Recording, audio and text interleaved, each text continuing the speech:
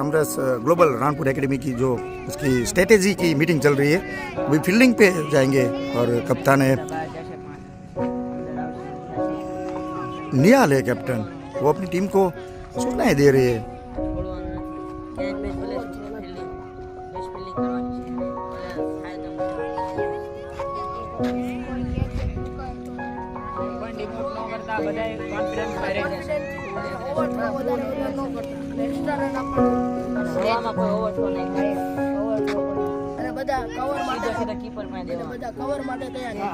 અને બધા એક્ટિવ રહેજો.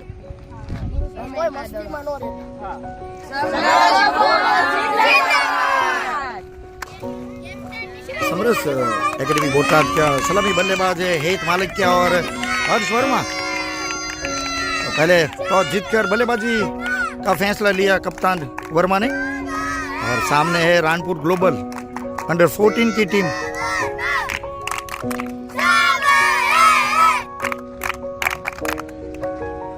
ये डगआउट है बोटाद समरस टीम का, ये डगआउट है रानपुर ग्लोबल एकेडमी टीम का। अपना फील्डिंग का जो प्लेयर का हौसला बढ़ाते हुए सब